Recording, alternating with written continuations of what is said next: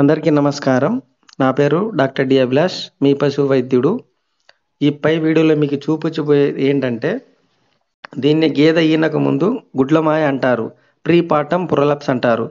ఈ ప్రీపార్టమ్ ప్రొలాప్స్ గేదెలు ఎక్కువ ఎందుకు వస్తుందంటే, పోషకాహార లోపం కానీ, కాల్షియం లోపం వల్ల కానీ, లేకపోతే హార్మోన్ చేంజెస్ వల్ల కానీ, లేకపోతే జన్యురీత్యా తల్లి నుండి గేదె నుండి దూడలకు వచ్చినా కూడా పడ్డలకి మీన తర్వాత కూడా అలాగే వస్తుంది.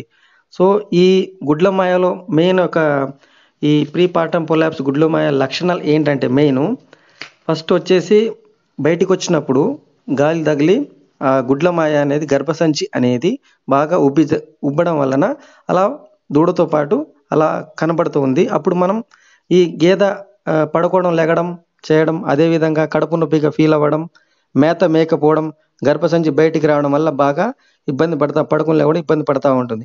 ఇలా ఈ లక్షణాలు ఈనే ముందు గేదెకి 6వ నెల కానీ, 7వ నెల కానీ, 8వ నెల కానీ, 9వ నెల కానీ ఇలా గుడ్లమాయ వస్తుందన్నమాట. సో అప్పుడు మనం ఏం చేయాలంటే, నేను పైన చూపిన విధంగా ఫస్ట్ గుడ్లమాయ వచ్చినప్పుడు అట్లా గర్భసంచి గుడ్లమాయని పైకి ఎత్తేసి ఫస్ట్ మూత్రం మొత్తం ఖాళీ చేయాలి. యూరినరీ బ్లాడర్ మూత్రాశయంలో మూత్రం ఖాళీ చేసిన తర్వాత, అలా ఎందుకు ఖాళీ చేయడం జరుగుతుందంటే, ఇప్పటి నుంచి 6 గంటలు 7 గంటల నుండి ఆ మూత్రం నిండడం వల్ల బ్లాడర్ ఫుల్ అయి గర్భసంచి గుడ్లమాయ అనేది లోపలికి వెళ్ళదు. అందువలన దీన్ని పైకి ఎత్తడం జరుగుతుంది. ఈ వీడియోలో మీకు చాలా క్లియర్గా చూపిస్తా ఉన్నాను. కొంచెం గర్భసంచి పైకి ఎత్తి చేయడం వల్ల యూరిన్ బ్లాడర్ అనేది చాలా ఖాళీ అవుతుంది.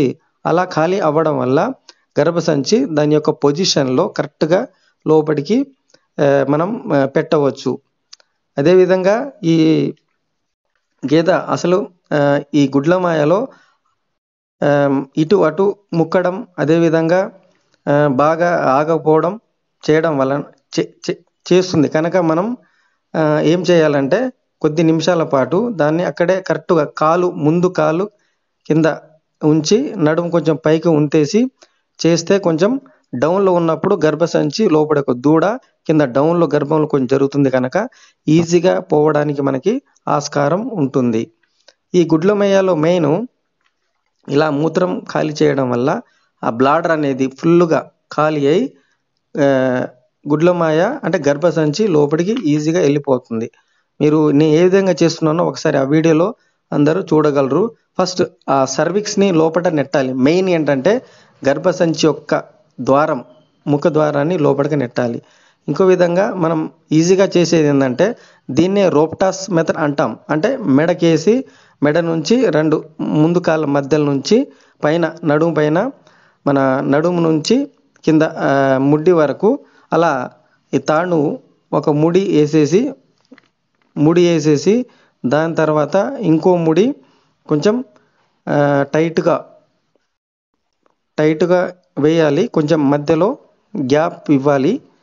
ఈ గ్యాప్ ఇచ్చి ఇంకో ముడి 2 ముళ్ళు వేయడం ఏంటంటే, మనం వెనక కాలు నుంచి పొదుగు దగ్గర నుంచి కిందికి తీయడం వల్ల ముడి చాలా ఈజీగా ఉంటుంది. అదేవిధంగా నడుము పైన అంటే తోకకి పైన ఇంకో ముడి వేసి కట్టడం వల్ల మనకి మీకు తర్వాత కనబడుతుంది ఎలా చేస్తున్నాం అనేది. తోక పైకి లేపి ఇక్కడ ఆ టైట్ ముడి కాకుండా మామూలు ముడి వేయాలి. ఇక్కడ మామూలు వేస్తే ఏమైతుందంటే, గర్భం తోక మధ్యలో ఆ మధ్యలో ఈజీగా రావడానికి మనం మడి యొక్క దీన్నే వల్వల్ లిప్స్ అంటారు. ఆ వల్వల్ లిప్స్ ఈజీగా రావడానికి మనకి ఆస్కారం ఉంటుంది. మీకు ముందే చెప్పాను కదా, ముడి వేసేసి మూడేసిన తర్వాత ఆ కాలు మధ్యలో నుంచి తీసిన తర్వాత ఇటు అటు టైట్ చేయడానికి జారుడు ముడి వేయాలి. ఇక్కడ ఒకసారి ఈ వీడియోలో క్లారిటీగా పాడి రైతులు గమనించగలరు. ఇప్పుడు మనం తాడును వెనక నుంచి సరి చేసుకుంటూ ఆ గేదె యొక్క మడిని లాగుతూ టైట్ చేయాలి.